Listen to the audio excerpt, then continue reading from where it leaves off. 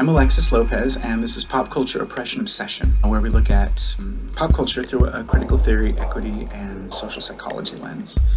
So, a bunch of folks have asked me why this channel and why now?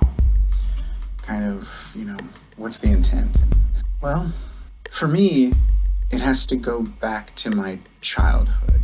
Living with my parents, having the immigrant experience, one of the only releases that we had from their stress, learning and living in America, we went to a lot of movies. And my mom and dad were not what I would consider responsible movie viewers. We went to a lot of Mexican movies where there were roosters killing other roosters and people fighting. And we went to go see Motel Hell, like opening weekend. I was 11. That was not very good. But this channel was born back then watching the movie Airplane, particularly the jive scene where June Cleaver comes out. And you all know the scene. And throughout everything and all that stuff that was going on, what really struck me when I was 11 years old was that at the end of the exchange, June Cleaver walks away, offering no more help. Chump don't want to help. Chump don't get the help. Because they were indignant that they had understood. My mama raised no dummies. I duck a rap. So what struck me was that it made me realize in that moment, oh my God, this person's medical care was in the hands of a white person who had to serve as a translator. There are other people in charge of whether or not people get care, if they're understood, and the intense power that was inherent in that. It all kind of exploded in my 11-year-old mind. And fast forward to 2019, and I realized that pop culture bears the responsibility for a lot of how we see ourselves, a lot of how colonized our minds are, as Professor Hooks might say. Because even if pedagogy is sloppy, it still teaches us, and pop culture is pedagogy. This channel was envisioned as kind of a hub, a support. Had I had this channel when I was 11, I could have come to this channel and been like, what's going on? Why are we being portrayed like this? And yes, when I say we, when I say us, I'm a person of color in the union of all of us, people of color and vulnerable folks. And that's what this channel is for. This channel is envisioned as a way for us to support each other, to add humor if we can. I'm not as funny as I'd like to be. I'm kind of more wry and earnest.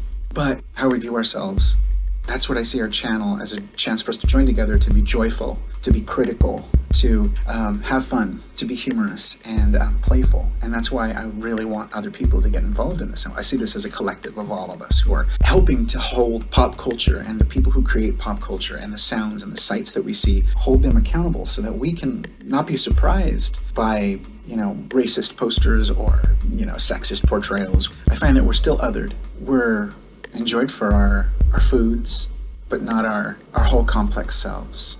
You're probably wondering, how on earth can nachos be healthy? Well, prepare to have your mind blown. For our arts. Whip up an egg and avocado. I'm on the porch like a slummy Ralph Lauren model. But not our complex selves. For our products. And it's in. It's piercing my gums a little bit, but I think that's chill. Oh, alright, so there we go. I'm officially a thug. Dude, I'm not even lying right now. I can feel my rap powers building as I speak. But not our complex selves. And also, I know there's a community of us out here. I know that there's more of us that are excited about, holding people responsible. For me, it all boils down to this quote by professor, activist, cultural critic, feminist, Bell Hooks, who said, "I am constantly amazed at how difficult it is to cross boundaries in this white supremacist, capitalist, patriarchal society, to make the elaborate shifts in location, thought, and life experience cultural critics talk and write about, as though it is only a matter of individual will. To claim border crossing, the mixing of high and low, cultural hybridity, as the deepest expression of a desired cultural practice within multicultural democracy means that we must dare to envision ways such freedom of movement can be experienced by everyone. And hopefully, that's where we come in." Professor Hooks goes on.